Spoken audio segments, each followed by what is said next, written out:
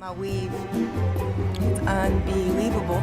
Now I know my name is Miguel Aguilar. I was born in Riverside, California in 1981. By the time I was 16, my father committed a crime that landed him in prison for 9 years. The day they sentenced him, my stepmother kicked us out. Abandoned, homeless, and broke.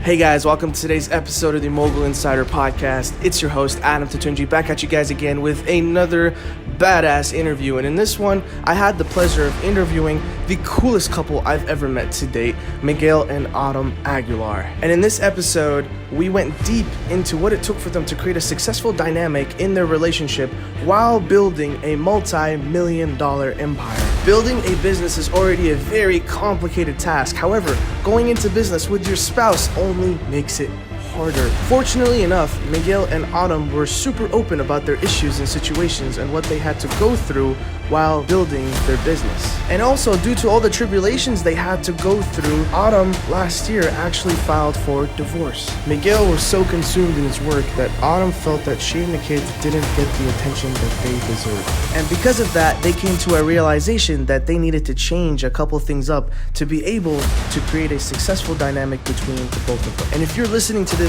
I do encourage you to take out your notepad and write down some notes, because Miguel and Autumn gave us the insider scoop of what it took for them to be able to bounce back from that divorce, and how until today they are continuously learning new lessons and new methods to be able to create an even more successful and prosperous relationship while continuously building their empire. So I'm telling you guys, this episode has so much value in it, it's absolutely unbelievable. And without further ado, I hope you guys enjoy.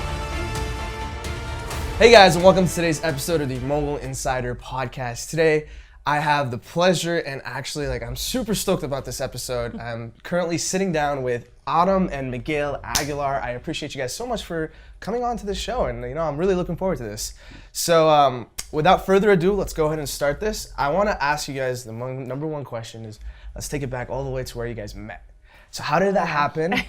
And what just take me through. Let's guide me through this emotional roller coaster, and we'll see how that goes. So yeah. You gotta keep it G. You gotta keep it PG or G? Which one? I mean, you guys, it's up to you guys. It's an open platform. We've actually known each other for a really long time. Mm-hmm. He was dating my roommate years ago, so I've known No way. Miguel, for a long time. So we've known of each other, and then I think he lived in Orange County, and then he moved into town. He was a loan officer for a mutual friend of ours. And I knew of him at the gym, actually, and we would ignore him, right, babe? Yeah. How old were you at this time? I think I was 23, 22, 23. And you were dating her roommate? Not when I moved out here. Okay. Well, yeah, actually, no, I did, yes, when I moved out here. And then that didn't work out too well, and I ended up getting stuck out here, which was a blessing, because when I was in Orange County, that was all trouble, for me personally. Yes. And so I moved out here, and I was doing real estate and loans out here.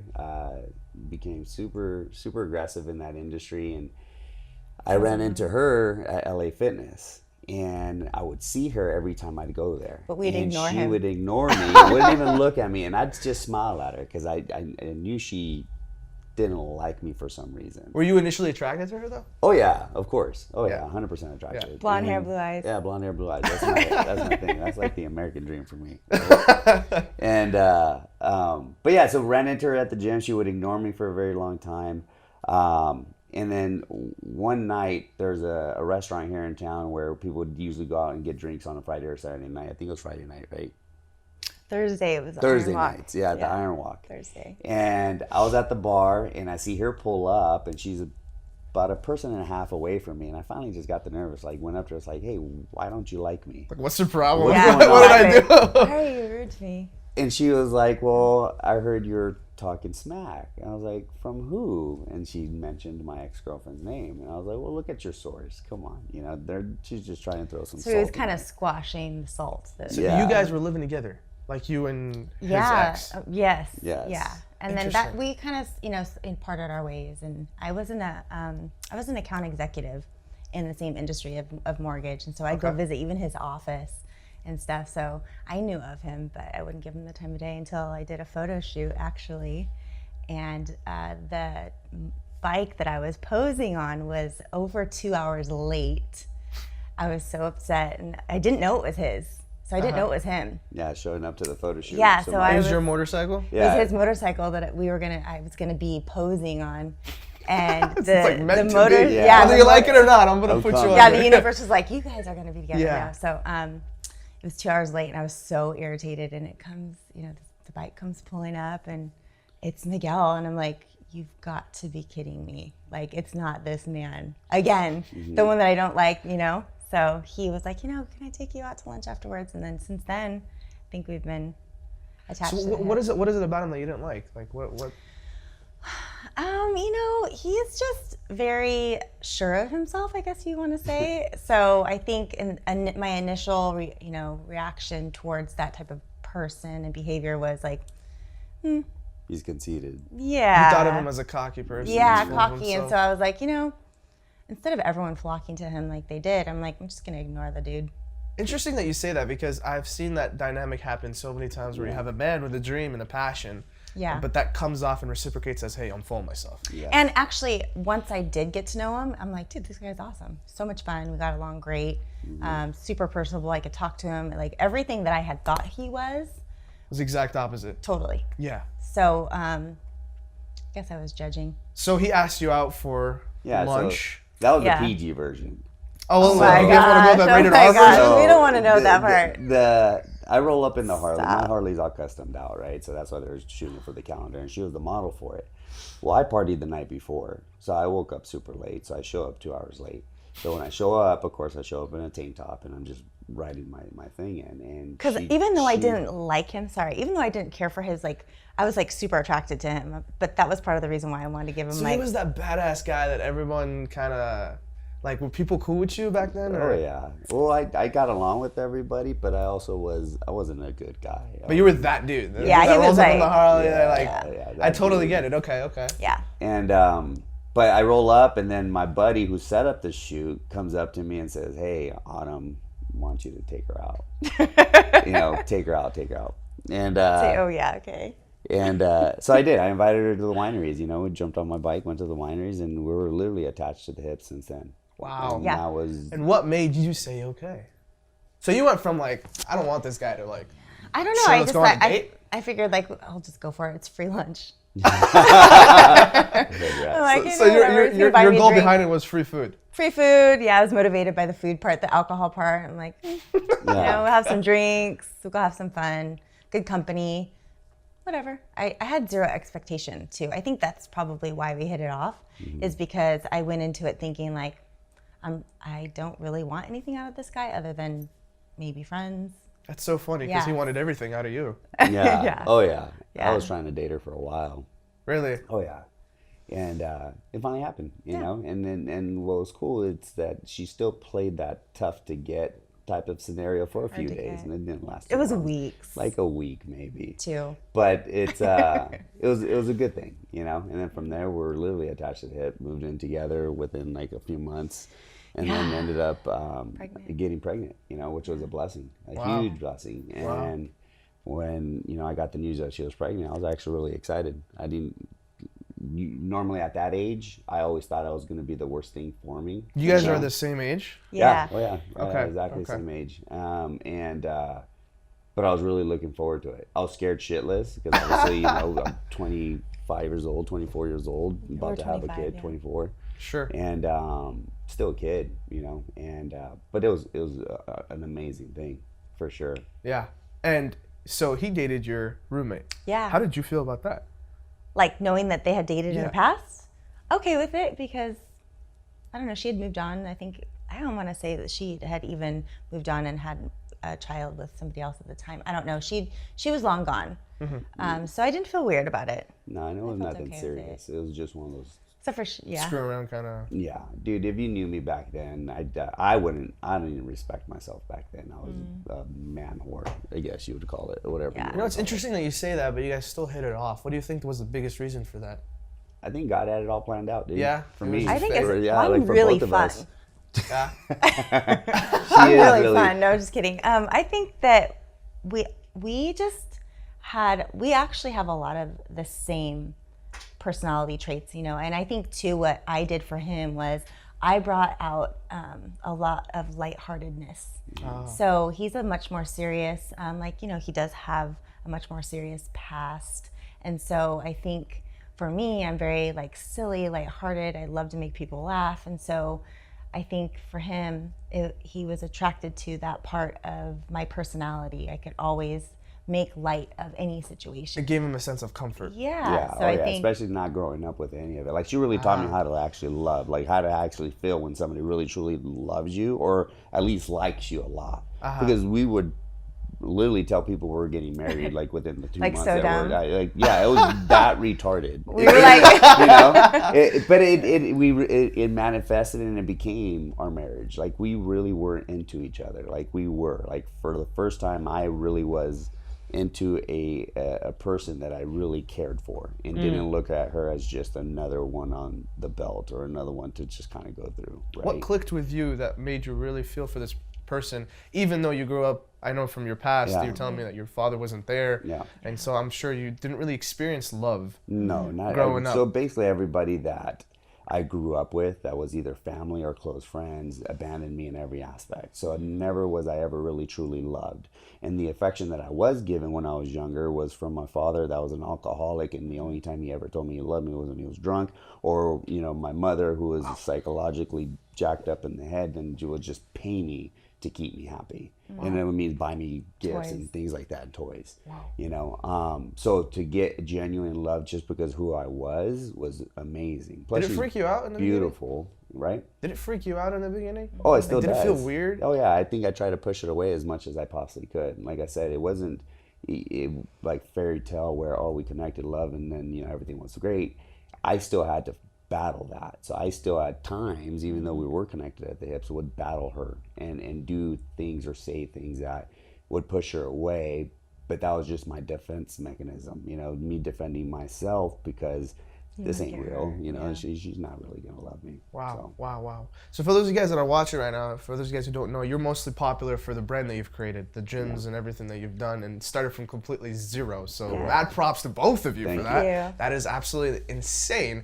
And for those of you guys that are watching, I don't know if you guys have watched that, because you've done an interview with the Passionate Few. So if you guys want to check out that interview too, we'll put the link down below. It gives you more of the back end story. I think that'll be cool, like, to plug that in. Oh, for sure. Yeah. So, but did you at that time have these aspirations and these goals when you guys first met? Was that something that you had in mind, that you wanted to create this like vision that you've created today? Or was not at all. Even close. No, not even. We weren't even in that mindset. I think so. Because I got pregnant so soon, we really got we adulted real quick. He and I. So we moved in together. He was doing real estate at the time, and I was working for a bank off of Wall Street. And I just basically, I think I got laid off actually a couple months into it because of the refi boom and all that there was big issues with the economy. And so I lost my job.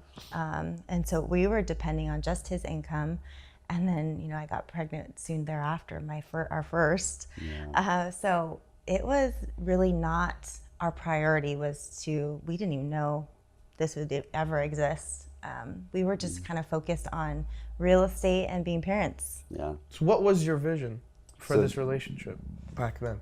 I don't. You know, I think the beautiful thing about our relationships that we didn't really our vision was to stay together, and for me would be to be an awesome father, an awesome husband, and for her to be, obviously, I don't want to speak for her, but I know she obviously wants to be an awesome mother and an awesome wife. So that was our daily, and we knew that we would stay married. You know, that was my focus, at least. And so we really didn't have a vision. I was like, oh, we're going to own this here. And no, my focus was to crush it in the real estate game, which I did. He was doing phenomenal. Yeah, I Great did. businessman in the real estate Yeah, world. killed it, especially, you know, not having a college education, going to college, barely graduating high school, taking that business. But, you know, the support that she gave me allowed me to do that. I worked. I'm a man's man when it comes to taking care of my household. When she got pregnant, I told her she couldn't work. She used to work at my wife doesn't give herself a lot of credit. When I first met her, I can tell. The most attractive thing that I noticed was not only did she have a brand new BMW, she had a condo. She was only 23. She worked 3 different jobs to make all this happen, because she also has a pretty interesting past. She has both parents, and they're amazing people. But she also, was on her own. She was 17 years old. She moved out because of her decision to move out, because she had an ultimatum of, she got a tattoo and she was rebelling. So she was a hustler, always been a hustler. So that was super, super attractive, right? So for me, when she did get pregnant, knowing that she was already a hustler and knowing that she could take care of her own, she doesn't need me. But for me, it's like, okay, this is my soon-to-be wife, because at that point we're just talking about getting married. We weren't married. But now the kid pops up, and you're like, okay, this is Yeah. more serious. Yeah, but now. even then, marriage didn't come up. No, we didn't talk about it. We didn't talk about it. Like, it was like a shock. It was. And then yet again, you question, and you're like, well, what's going on with life? And but I told her, you quit your jobs. I want you to stay home with the kid. This is my responsibility. I want to work. I want to pay for the bills. I literally told her I'd take care of all the bills, because she was taking care of her own bills. Now I'm taking care of her bills because I chose to, and that's because that's just the way I am. That's the way I grew up. Sweet. Okay, I see. And you being the independent person you are, when he told you that, how did you feel? It was really hard, Yeah. because I had always taken care of myself and been capable to do that. And so, I was very thankful, because that was a hard time, I think, financially for he and I, because of everything that was going on within the economy. So, you want to always, as a significant other in a marriage or in a relationship, you always want to contribute. So it was hard. It was a hard pill for me to swallow, because, I wanted to make sure that I was supporting him best way. And my only way of kind of showing that at the time would be financial. And so it was kind of hard for me to kind of take that a step down, but not, because I'm still, step down, sure, yes, you're still being a mom, but you're just not contributing financially. So it was a hard transition for me. But now I look back on those times, best time of my life, because I didn't have a car. I was at home with the girls with no option to kind of go get a babysitter or whatnot. And so like all my time was focused on, what am I cooking for Miguel for dinner and the kids and the kid time. So in the moment at the time, it was hard. But now that I look back, it was some of the best times of my life. How was the food? Oh, amazing. Except for one thing. Oh, she ruined a set of barbecue ribs one time. I did. I'll never eat ribs again. No, I did good. It was bad. I made dude. it for it on Thanksgiving. I Yeah. made some good ribs. Yeah. So, I think it was just a transition. We go through seasons. Sure. Yeah. Everybody has a season in life, whether it be personal or in your marriage or financial or emotional, whatever it is. And I think you just have to learn to roll with it. Okay, so what did you do to replace that missing thing in your heart when you had to stop supporting him financially? What made you feel more empowered as a woman in the relationship? Being the absolute best mom. I see. Yeah, pouring my everything into them. Okay. And then also making sure that when he came home, it was like I wanted it to be the best feeling. When he came home, he doesn't have to worry about anything. Everything's done for him. So making that space from going, to work and having it be super stressful, to coming home and being able to kind of just be like, relaxed. yeah. So that was my focus. And how do you think she did with doing that? Amazing. Yeah. Dude, we went from losing everything in 2006, 2007. Well, not losing everything, just Close making to it. close to it, to having what was like $500 in our account.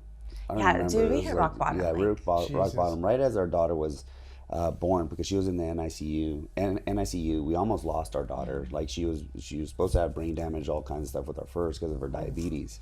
Yeah, I'm type 1 diabetic. Type 1 Okay. diabetic. So that was a big thing. I had to miss work. Things just got really sideways on us. Sure. But, I was contemplating going back to normal construction or doing something, because, real estate was in that transition where the bottom of the market was hitting.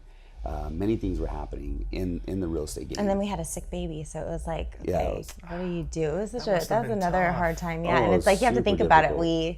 got pregnant 4 months into our relationship, then we're having these financial struggles, and now our baby's sick. So it was like, those are some really hard. Everything you've done in your life was just bam, bam, bam, bam. Yeah. Yeah. Well, Because you were just telling me downstairs how you're doing this project and it's only been like 6 months. Yeah. Like everything you work on is just like speedy like that. Yeah. The gym. Yeah. Oh, yeah. Yeah, the self-made gym, that self-MD gym. But yeah, I work best when Under pressure. Under pressure. And if my back's against the wall, there's only one other option. Either I'm going to crumble and fall and take the beating, or I'm going to fight back. And that's what I've always done. So we fought back, had barely like $500 in our account. I told her specific words, give me 30 days. And I'll turn this around. Because within it was 30 like days, Yeah. I closed the transaction, made $5,000 commission, boom, $5,000 went away. I said, all right, look, And in then the next 9 months, 8 months, we have to give this house back. She told me, don't love nothing that doesn't love you back. It was my first house I ever purchased. It was an amazing house on this golf course. It was rad, dude. But she was like, no, we need a group, regroup. So within 8 months, 9 months, I kept selling real estate. It just got better and better and better. And by the time we're so frustrated because we saved up to like $98,000 in 8 months. Yeah. And we're so close to breaking 100 grand. Yeah, we were like, we gotta make 100,000. And this is still paying overhead, paying our stuff. Still me having my real estate office and turning the business around completely. To then, being in that position to save all that money out of that from 2006 to 2007. But I think like during those, trials that you go through, especially in a marriage and a new marriage, and you go through all these like bigger than hiccups, but you go through these things, and I think it just builds so much character, for you as a person, and then also knowing that if you go through those hard times with your significant other, okay, we can get through anything. Yeah. Sure. So yeah, and then in that time, it's hard to deal with, but then once you get through it, you're like, okay. Was there ever a time where you doubted him? No. I don't think so. No, I've never had a sense of doubt from my wife. No, I never doubted him. And do you think that's why you were able to like crush it? Oh, 100%. Okay, so there were some times it's not doubt, it's just kind of like, holy shit. like, are you serious? Like, did you just spend our entire savings and now we have just enough to make our bills this month? Like situations like that, like Sure. and stuff. So, Oh yeah, that's funny. there have been, Tell me about that. yeah. So I'm a big risk. Well, he taker, didn't ask me. I'm like, dude. Because I know her answer. My wife is very conservative. She's a saver. She likes to, and that's okay for her. It works out great because it balances each other out, right? Yeah. But When he asked. so we're back on top. I'm flipping a bunch of homes. I'm getting everything back on top. This is after our second time that we lost almost everything. We had enough in savings. We're getting back on our feet, and I come across this real estate investment, a flip. And I'm not a big saver. I like to reinvest. I like my money to work for me. So I'm always investing back into things that are making me more money. And I saw this real estate, and it's a piece of shit. And, It was. And if she would have seen it, she would have been, hell no, you're not doing it. But I'm a visionary. I see, the lawn, I see the paint, I see the landscape, I see everything already dialed in of what it's going to look when I do flip it. So I come across it. It was $175,000. I bought it, did not tell her about it. Drained our savings. So of course she's going to know that the money's all gone. And I was like, just give it a minute. Just give it a minute. And turned around and flipped that property for $525,000. Wow. Yeah. So At that moment, tell me from your perspective how you felt. Like, which part? So the part where So he when just he like, was, just drained? drained $178K. Yeah, so at that point, to be honest, I didn't say much because he already knew probably by the look I gave him, like, are you effing kidding me? I was like, I can't yeah, believe dude. this is happening. So I think he already knows how I feel and felt. I didn't really say much. It's just, I'm like, okay, whatever, go for it. Because I know that in the end, I think, I have to trust that he's going to make the best decision for our family. Wow. But I didn't say anything. It's so interesting you just said that, because I feel like from your perspective, it's like your risks are just trusting him. Mm-hmm. Yeah. Your risks are like spending money and building a business, but her risk is like, holy shit, I have this guy that's like freaking crazy, and Yes. I have to risk my entire life and my kid's life, hopefully that Based this guy on succeeds. Totally, absolutely, Yeah. you nailed it. Yeah, and how did you feel about that? Was that like something that did that kick in the adrenaline for you? Did that make you feel like you want to be more a part of the process, or? No, because honestly, I've just let him roll with it because I absolutely trust that every decision that he's made as far as our best interest financially will work out in the end. And guess what? Even if it doesn't, we're good. Wow. Yeah, we'll figure something. So else for out. everyone that's watching, what would you give them like a key tip advice for like you being in a relationship, trusting the man in the relationship? What's the key thing to making sure that because I've seen relationships before, and the dynamic is like the woman's like, oh, I don't know if my man can really do this, do that. He's a little crazy. So if that problem occurs, what's the fix from your perspective? I guess honestly, it's helped me know that regardless whatever situation that I'm in, at the end of the day, I'm gonna be okay. You know what I mean? So knowing that I'm confident within myself, and trusting and to support your significant other, and it doesn't matter what the outcome is, really. It's gonna work out. So it's the independence that you had in you that allowed you to trust his pathway. Yeah. Very cool, very cool. Yeah, she doesn't need me. She can do it on her own. Does that scare you, by the way? Nah. No?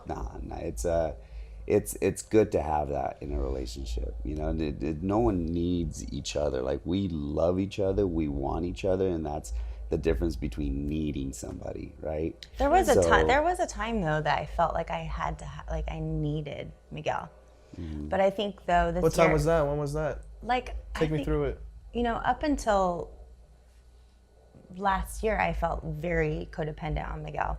I had to have him, and that's the thing. Like, I choose to be with him now, and that feels better for me as a woman and as his wife, because I don't, we don't have to be with anybody. You know what I mean? It's a choice being with somebody. And before, I felt like I can't live without Miguel, but I can. Do I choose to? No, I don't want to. We choose to be with our significant other, and that's what makes it awesome. Choose, you don't want to, you choose to. Yeah. I love the language. Okay, that's very interesting. So take me through the time where you guys, I don't know, did you guys have like a conversation or a time where you're like, all right, we have to sit down and really create a vision, really create like massive success in our life?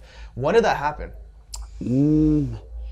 So the original plan is obviously my real estate career. That was the original plan, to try to crush in that industry, and I did very well, and I still continue to do well in that industry, not even being completely in the industry like I used to be.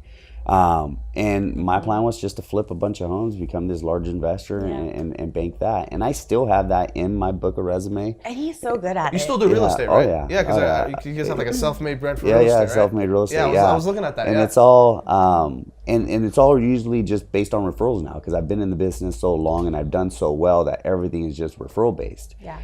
So I don't have to market it as heavily. And realistically, my time and focus is with the brand right now with self-made. So we decided to take this. There really wasn't a discussion of the vision. We just kind of act on things. That's the thing too. It's funny. Like, he just did it. Yeah. Like, so Self-Made Murrieta was our original location. It was 3,900 square feet, right? Yeah. Okay. That's where we started. Mm-hmm. And within 6 months to a year, our whole investment was returned. And so him being a businessman, because originally we didn't know if this idea was going to work. Okay. I mean, I was a successful trainer, and so it wasn't that he doubted like that we weren't going to make money. It was just the concept. We weren't sure. We're like, okay, just go for it. And so with Self-Made, it was doing fantastic in Murrieta. And so Miguel had said within, I think, the first 6 months, he said, what do you think about franchising? And I was like, no. Yeah, you were telling me off camera that it was like your baby. Like, I'm like, no, we're not doing it. I don't want to. And he was like, come on, trying to talk me into it. It's such a good, it's bigger than what you think it is basically what he said. And I'm like, nope, I'm going to be selfish right now. No. So he's like, okay, let me go start another one. And he did Self-Made Corona. And that one was awesome. Oh, so you started another one with her saying no? Yeah, say no to the franchising. Yeah. Oh, okay. And for me, I'm glad she said no, because I wanted proof of concept. We were only open like 6 months to 7 months. And we were like busting at the seams. Yeah, we had no room. People on the waiting list. It was crazy. No way. Yeah, bags everywhere. It was just like, it was crazy. Yeah. What do you think the key factor for your success was in the beginning? Our people. or Yeah, trainers. they We were. didn't focus on us. For the first time in my business, it wasn't about me, or it wasn't about Autumn. And I was on the floor all the time. Yeah. And so was he. And so I think we built a relationship with the trainers and vice versa. We built like a family. Yeah, Wouldn't you say? that's why we called it the Self-Made Self-Made Family. It was. Yes. It was. It was Yeah. a really close, really cool vibe. Like, We focused on their success. Yeah. And we saw a flaw in the industry, and that's where we really took off. and that's where he came in and was like, And I just bulldozed it, Mm-hmm. you know? I did, dude. It's just like, Boom! yeah, like Crush just right through the made whole it thing. happen. Yeah. Because let's rewind it a little bit. Sure. It's yet again being stuck in a very bad situation again, where this has happened to us only twice, which is, we're super thankful for that. And we've learned and evolved every time that it has happened. But the second time with my real estate office, I got it really big. I overextended myself, took in, the whole bottom floor of our building. I mean, just really, really made egotistic decisions. Why do you And- say egotistic? Because it was like, look at me, I'm king shit, Yeah. I'm like, dude, I'm the man of real estate, Did 98 transactions in 1 year, which is unheard of for most real estate agents. Some on the books, some off the books, but primarily 80 of them on the books with a partner that I took on a business where I was just closing deals left and right. And then investing and flipping and, making 60 grand a month, 40 grand a month, 50 grand, like nothing, like not even really trying for me, like most people's 100% is my 50% is what I say. So it's like, I wasn't 100%, I was doing it, but I wasn't like fully fulfilled. That's why I kept flipping homes and doing other things. And to me at that point, money wasn't the object. It was more like the art of the deal. Can I get this thing done? Did you ever want to prove to her that you're a badass? I every day wake up having to prove to everybody I'm a badass. And it's because the way I grew up, I literally grew up with nothing, grew up with no validation from no family. And being that, that kid that either is going to end up in prison, drug addict or dead, and I came close to all three of those, but I always have something to prove, but now it's proving it to myself when before it was proving it to other people. So that's where my ego now is in check. And a lot of it's happened realistically in the last year, 2 years.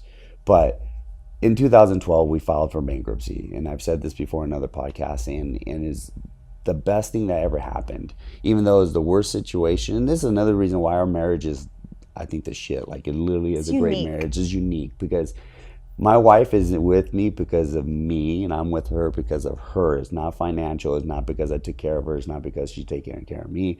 It's realistically, we've gone through hell and back a few times, and she's still next to me. So that's a privilege for me. And in 2012, I had to file bankruptcy, and I was still doing good in real estate, but I just had to shut down the office, had to get everything out of the books, and ended up giving, the cars back, going down to one car again, buying a car cash That because was we super had no way of humbling. financing. I mean, all kinds of stuff. yeah, we couldn't finance a car. Yeah, so paid cash for it. I actually bought Rob Dyrdek's old stormtrooper off of Auto Trader. And he remembers it. Yeah, Yeah, and he got cash. yeah, because he remembers that I bought it from him cash because I'm connected with a gentleman that know one of his best friends. Nice. And, funny. which is a funny story, and it's funny how the world works because It it's is. such a small world, It is. because It's I'm interesting. connected with the people that we met 10, 15 years ago. Wow. But filed bankruptcy, and our back is against the wall. We have a certain type of living. We created self-made training facility out of the gym. Out of the garage. Yeah, because I still wanted to be home with the kids. The whole thing So you was. still wanted to balance being a great wife, Yeah, a great mother, but but then I was also like- wanting to do more than just that. Well, I'm like, dude, my husband is getting kicked like literally left and right. We lost our car, we lost our business, he lost his office. All of his office was like in our living room. They were in our it was like in our living room. There's like desks. I'm like, okay, shit just got real. Like we need to really focus on getting back on our feet. And so I wanted to help. Yep. Okay, I see. Yeah. So you guys both talk about not really talk about, but you've created radical results. Yes. Yeah. So for everyone that's watching, what would you advise them to be like a key thing to have in a relationship to be able to not worry about staying together and actually helping each other, but versus where you can actually go outside and crush it and do what's great. Like I've seen a lot of people in relationships where they're held back by their significant other. Yeah. Very much so. So what do you think you would give them that advice to be able to radically shift that relationship dynamic to create ultimate success in their life for both of you guys? Whoever wants to go first. I think support systems always have to go and understand that, look, you're dealing with two different human beings, right? Two different mindsets, two different visions, two different dreams and goals and all that great stuff, right? So all that stuff is different from hers and from mine. And being able to understand that it's okay if they don't quite agree with you on everything, but they still have to support you, you know, because I'm going to support her and her dreams and what she's got going on now, because it's what she likes. And she's going to support me because I'm doing what I'm doing, but because at the end of the day, it comes, as a married couple, it comes back to the same house. You know, it's under the same roof. And that will go a long way. You don't have to agree with us. She won't agree with everything I come up with. And That smirk. it's funny, but I don't look at it as a negative thing. When I used to look at it as like, well, she doesn't support me. She'll say, hey, this is what I think. So you don't take it personal? No, I don't take it personal. You can't take it personal, you know, because at the end of the day, those are my dreams. But it's interesting you say that because everyone's so emotionally attached to the relationship. So how do you not take it personal? Well, okay, so we have a rule I'm going to say about this because this is new for us. Yeah, it's super new. We actually, we see a counselor all the time. Okay, just to talk about, and it's not necessarily because we have problems. It's just to learn how to communicate better, because I think you get comfortable holding in that, you know, your feelings, whatever it might be, because if it's fear, you don't want to tell them and hurt their feelings, his or her feelings. So just learning to communicate better with each other. So we see someone, and so now we have to, when we have something that we want to talk about, when it's about the business. So I'll come to him and I'll say, look, I need to talk to you right now, and this is business thought. I'm going to talk to you about the company, and it might not be what he wants to hear, and he's got to be okay with it, and vice versa. His heart drops. He's like, "Oh shit, what did I do?" No, I look at it as I'm analytical. I'm gonna be like, okay, what is she trying to tell me? Yeah, like, because maybe I don't like how something's being ran, or I don't, and it's not always negative. It's just I need to focus on telling him something as my business partner, and there's no emotional, nothing right now at that moment. How are you able to keep that balance where business is business and personal is personal? That's the only way. Yeah, we've got to go into the conversation like that. And then there's sometimes even where I've got to be like, whoa, yo, you're at home now. Like, we're not talking business. Like, it's all about me right now. Check. Yeah. Yeah. You know, I'm like, hey, I'm right here. Or like, get off your phone. Yeah, because I'm a workaholic. He is. I have an addictive personality. Yeah. But I mean, work super addictive. has created a play at work. It's allowed Miguel to focus on something positive. Sure. So he buries himself in the company and his job so that he can focus on the positive, because there's a lot of things that go on in his brain negatively, where, you know, whether it be, you know, his addiction or his past or whatever it might be. So work is like his safe place. It keeps him focused, straight-minded, and that's where he feels good. I see. So it is. So going back to the question though, from your perspective, Yeah. what are the 3 key tips you would say you'd give the audience to creating a good dynamic in a relationship so that if they're out there hustling, they're not worried about losing their significant other? So I definitely, from a woman's perspective, it's not to live in fear. Okay. Don't be afraid to go and go after whatever it is that you want for your life, you know, and communication.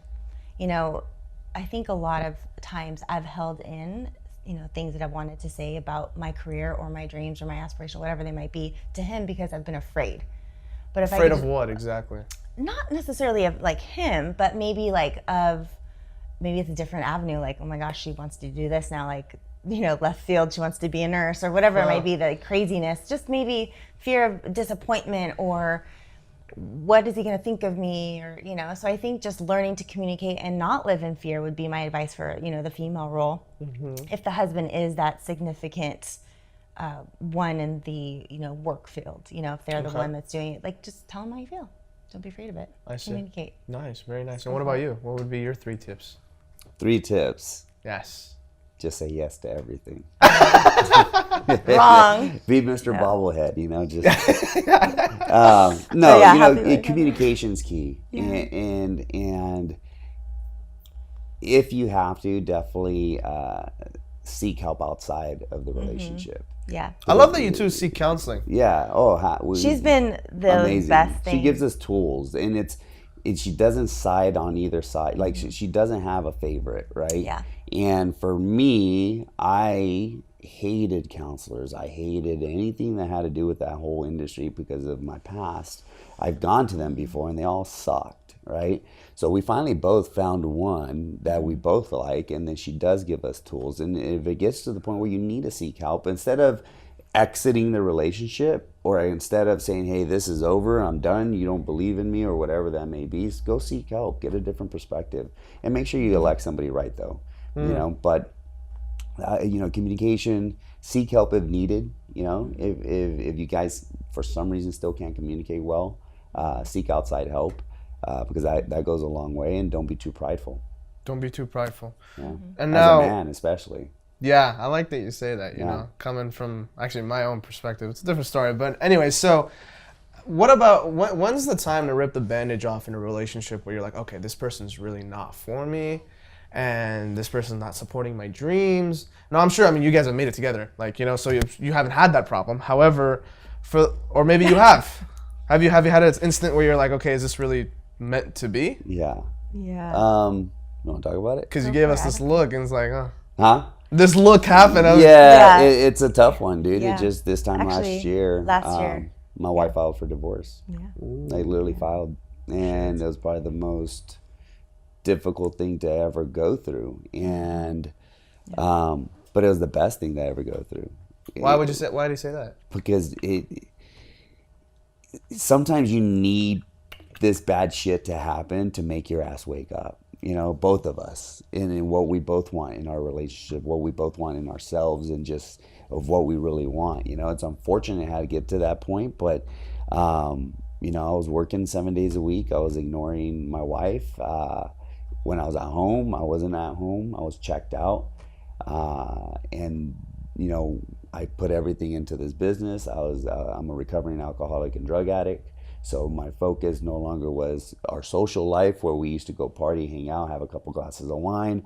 But I would do more than her, or I'd want to do more than her. So my addictions and my problems created a person where, okay, I'll take that out of the picture, but then I'll fulfill it with this, you know, this business, the growth of the business, the franchising, the connections, the meetings, the everything.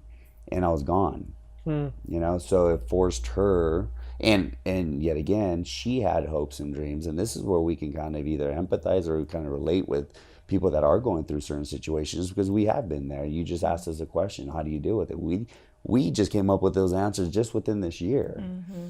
You would ask me that for how long? 12 years. Mm-hmm. 12 years. Yeah. She had hopes and dreams of doing certain things, and I would either belittle them or say that they're not good enough because they're not financially great, you know, and I'm always looking at numbers, when I should have been encouraging her. I see. You see what I'm saying? That. Yeah, so that all just came up in a year. But it's also given, you know, that negative situation gave her a voice that she's always had. I just never listened. So Self-Made has been going on for how long? 5 years as corporate locations, and franchising as a 2.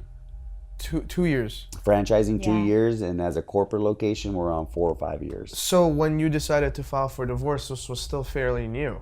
Yeah. Yeah. Oh yeah. All right. And take me through how you felt at that moment, thinking about the kids, thinking about the business. Like, what really pushed you to do that? I think when you give somebody, my goal with that was to look, you got to man up at this point, because you're missing what's important right in front of you. Oh. And so he wasn't here. He was listening to me, but he wasn't hearing me for a year. Like, I need you. Where are you? It wasn't there. He was just checked out. And so I had presented him a few times with an option for him to get, you know, he and I to get some therapy together, and it wasn't an option for him at the time. And so, you know, I stayed in therapy, and I just made the decision because I thought, you know, I need to rock his world. And it wasn't really, do I think it was the best decision for our family? Hell no. Because do I think it was going to make our life better? No. But was I willing to lose my identity? No. So, what is that identity that you stand for? Tell me about Autumn. Who is this person? Yeah, like I lost my voice. Any idea or thing that I said really wasn't up to his standard, or I felt that way. It might have been, but how I was feeling, I did not feel validated within our relationship. And we did, he's a great provider. He's a great hard worker, great provider, and all those fantastic things. So he's not a bad person. It was just, I needed him to. Sure, but that's not everything that a relationship needs to survive. So it was a struggle. And so why I filed was because I wanted him to wake up, and I wanted him to be like, look, I need to focus on you and the girls more. And so is that a way of showing him that you're not afraid to step out? Yeah, I mean, I don't want him to ever be afraid of what I might do, because I think living in fear is not healthy, Sure. So no. But I wanted him to realize how serious I was. I wanted him to take me serious. It's very interesting because you grew up in an environment where you didn't even have love or care. And you got this amazing person and have kids with her.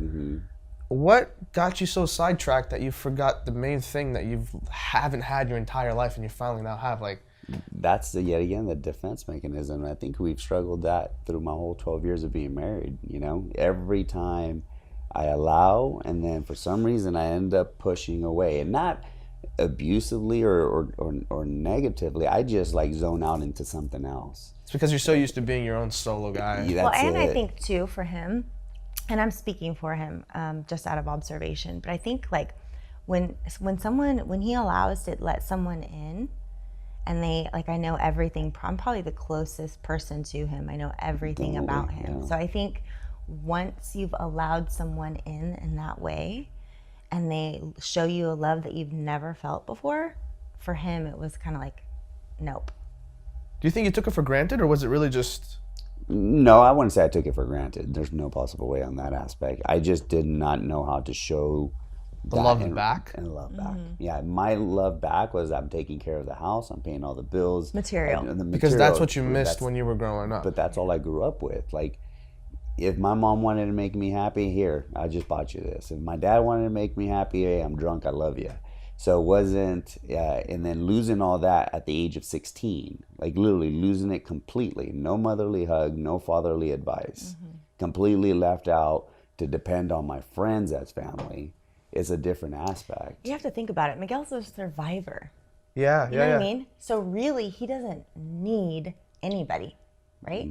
He's been on his own since he's 16. He's a survivor. Like, really, he doesn't need anybody. So in his mind, when he allows himself to be vulnerable at times, they're glimpses of that vulnerability, and then he's kind of like, right, because he doesn't want to get hurt. Yeah.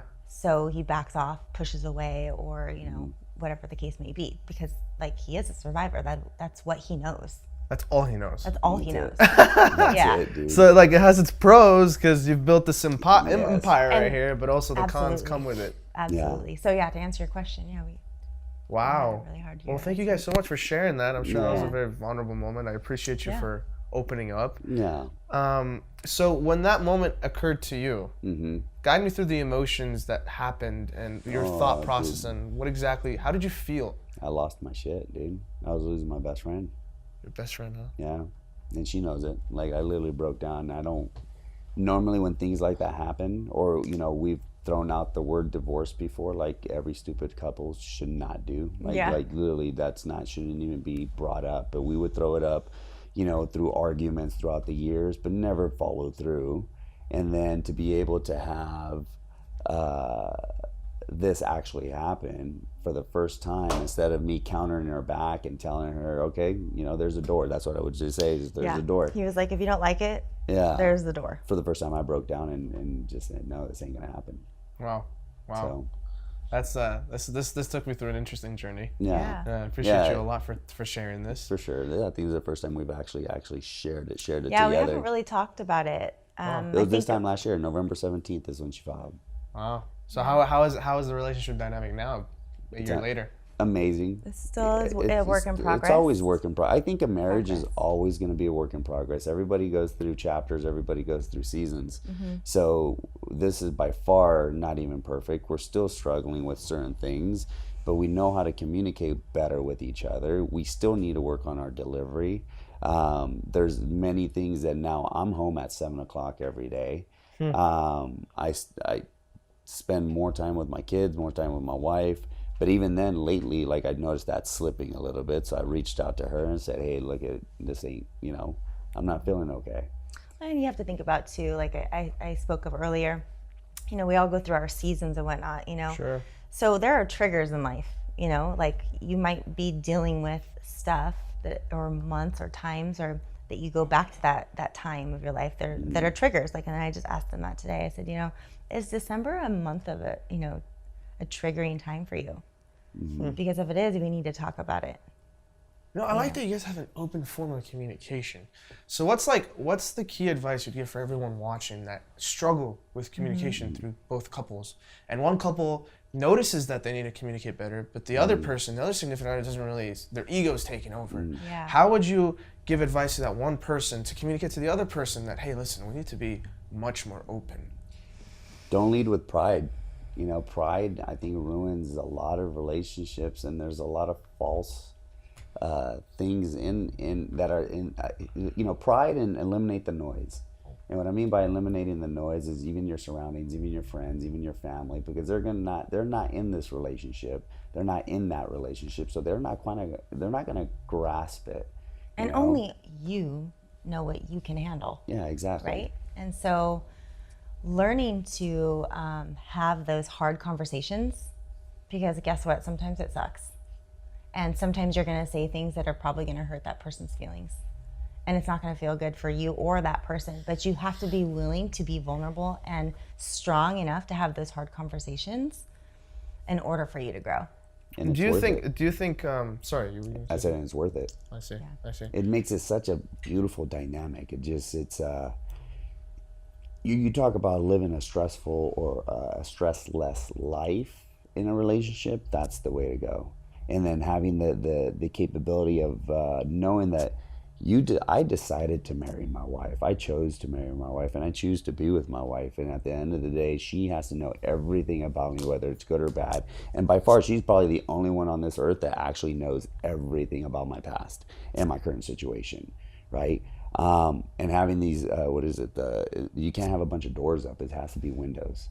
You have to be able to see through. I like that. Yeah. So would you guys say, because of this empire that you guys are currently growing at a massive scale, has it created a much different dynamic than other relationships? 150%.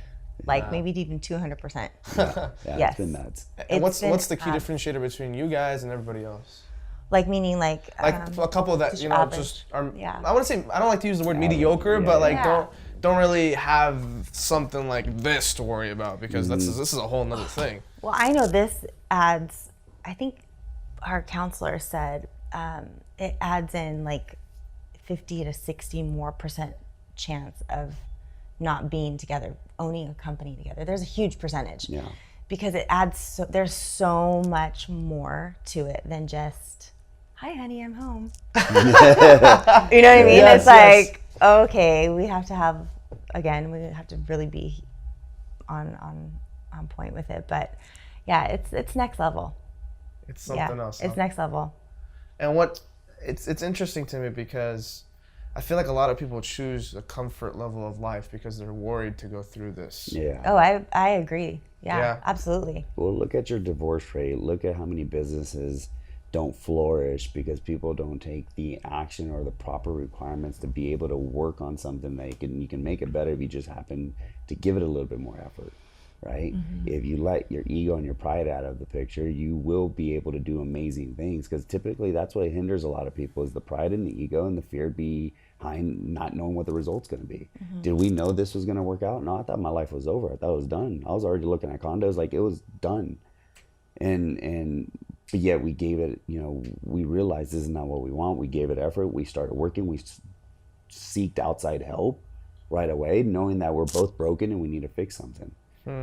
So in business is the same aspect. Like most entrepreneurs or most go-getters, people that are running businesses, right? They're focused so much on their business, growing their business, making as much money as possible, serving as many people as possible, but they tend to forget the people closest to them. Their own lives. Yeah. Their own lives themselves. I even started Because you neglecting- kind of have to It is. give a lot more of yourself to this to build it. Yeah. And I say that too because I'm always like, She doesn't want to share me. yeah, I'll say, you know, you care more about maybe what other people, you're getting validated through other people than you do by With what me? yeah. I see. I felt that way often. Oh, really? Interesting. How did you deal with that? And because I think, you know, he's a giver and he, you know, does care about other people and he wants to grow the company to huge, you know, and take it to huge places. And so I did feel like I was on the back burner for a very long time. I see. And that's, I think that's just a part of entrepreneurship. I feel like there's so much time that goes into building your empire. I'm sure. You got to learn that balance. Now, do you guys think doing it together has been a key reason to you currently still being together? Like if you were solo. I couldn't do it without my wife. I see. And yeah, I couldn't do it without my wife. She brings a different dynamic to the industry that I don't, and vice versa. I bring a different dynamic. Both of us together, we're unstoppable. Like realistically, she's the nurturer, the lover, like the compassion, the love behind the facility, and even now she's like stepping outside of that, where she's taking more of the direct roles that I was doing. So it allows me to grow these franchises and be able to develop bigger and better things, I guess you would say. Right, but for us together, like you get best of both worlds: the understanding, loving Fun, part right? of the business, And the visionary. and the visionary, Yeah. and like I always tell people, don't take me too serious or don't get emotionally attached to what I say sometimes, because it's very black and white. This is what we can and cannot do, and this is what we do. And that's it. You know, don't get that sideways that I don't like you, I don't think of you, or you're not my family, or whatever that may be. Is no, I want every one of our trainers, everyone affiliated with us, to make a lot of money loving something that they do. So when they wake up every morning, they're not forced to come here. You know, they're not. want to. They want to come here. They want to make a career with us, and that's, I think, the reason why we're growing so well, is because both of us together we were able to build one location when everybody told us that we were stupid, laughed at us, or said that we're No. crazy, and the concept wouldn't work. It's a beautiful concept, by the way. Oh, thank you. Yeah. Yeah, the concept wouldn't work, and we pretty much gave them the finger and just did it anyways. You know? Yeah, and no, it's interesting you say that. Do you guys think by virtue, because in the beginning of this interview you said you guys chose each other. Yes. You don't rely on each other, you want to be with each other. Now, do you think that energy that you provide for each other is the reason why you're able to give that energy off to the trainers of like, hey, you chose to be with us, you Yeah. want to be with us, you don't have to. Absolutely. Do you guys think that's a huge... I love that. Huge. I love that because you do. You really want people to make their own choice and be here because they want to be here, not because they're forced or because they have to. Yeah. You know? Yeah, because It's an I'm 100% environment. like a believer on whatever you reflect on others is how you reflect on yourself. 100%. Yeah, so I feel like now the more I know both of you guys, I see that the energy that you provide here in the company has been a key factor because of how you two provide each other. Oh, for sure. Lots of love. Oh, lots of that's love beautiful. and discipline. That's you know? beautiful. No. I'm the love one. He's a disciplined one. I love the dynamic, by the way. You guys Yeah. have definitely done a lot of great things. I mean, it's beautiful. So for everyone that's watching right now, and if they're looking for a significant other, and they have big goals and big dreams, and they aspire to change the world, what are like let's keep it down to, I like to keep it to 3 key things. Okay. What are the 3 key things you think they should look for into somebody else that can allow them to become limitless? Ooh. 3 things. One for sure is have no expectations. Yeah, that's huge. I think it's huge for both of us, because when we expect certain things from each other You're and always they're not up to disappointed. par, you're disappointed. So right, let them flourish, not knowing what exactly they're doing, agree. and be able to not have that expectation to be able to do X, because it may not be to your standards. You know, and then 2, You take your time, think about I it. mean, literally, you have to respect their idea, their thought, or their way of certain things of doing it. As long as it doesn't hurt you physically or hurt somebody else physically, why should you look at it as a thing that, oh, maybe it won't work, or maybe this won't happen? Support. You know, and then you got to support that. That's it. Interesting. And what about from your perspective? What would you say to look for in a man? if you have these big ambitions and you'd like to accomplish them and not feel limited by the So other I'm person. going into a relation. Like, what is my advice for people looking Who are to going to- find, yeah. looking to find a significant other, and Yes. say they are an entrepreneur, like a female. Yes, because I think that's huge. I mean, I deal with it. Yeah. Like, I deal with it myself. I have big goals, big ambitions, and I've been seeking someone, and it's Yeah. like I can't seem to click because it's like my goals and things like they get in the way, and everyone thinks I'm weird and different. Yeah. Like, wait, this guy's too intimidating. I don't want to be around. So yeah, from a woman's perspective, yes. I think there are a lot of things, honestly. Like, Which is why I boiled down to 3 because I I want you to know. really go into like the key differentiators. I mean, you have to be willing to support their goal and dream. Okay. You know, and kind of like similar to what he said. You have to be willing to communicate. Okay. I don't know. I'm gonna have to think about it. To be honest. Interesting, huh? Yeah, like I think there's a lot of. It's not that hard of a question, but I think it's a little bit deeper.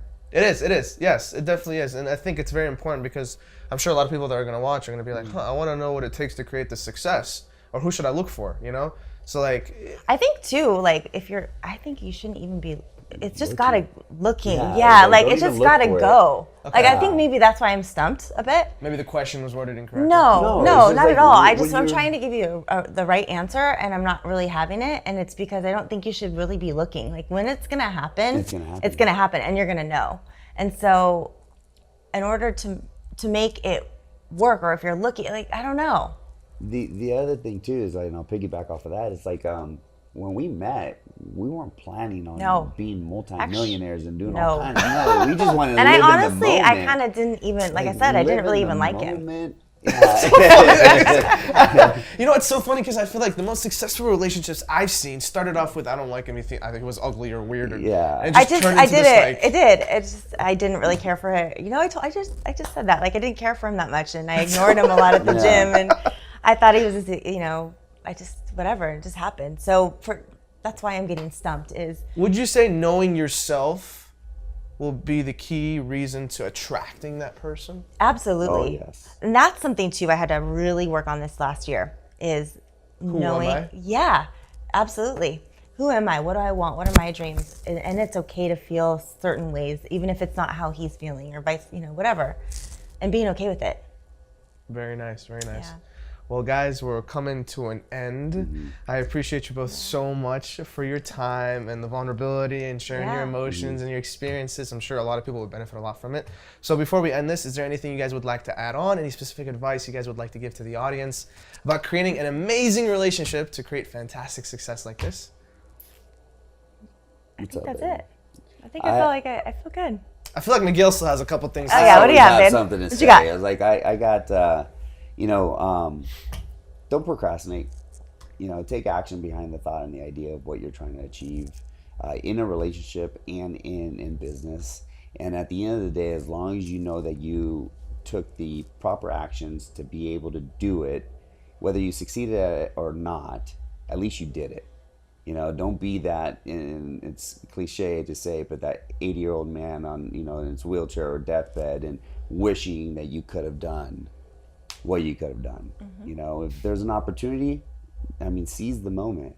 Like when you see a Like- blue-eyed, Yeah, blonde-haired you girl. see a blue-eyed high girl. Seize that and moment. you Go for and it. She wants to be a model on your bike. Fuck yeah, dude, let's go. And don't be you know? late. Even if she thinks Just you're weird. don't be late. Yeah, but you know, seize the moment and take everything that you're currently doing now as you know, just being a student, learning everything from it, because it's going to benefit you down the road. You know, if I wasn't able to have the past that I had, that, you know, then I wouldn't be able to do what I do now.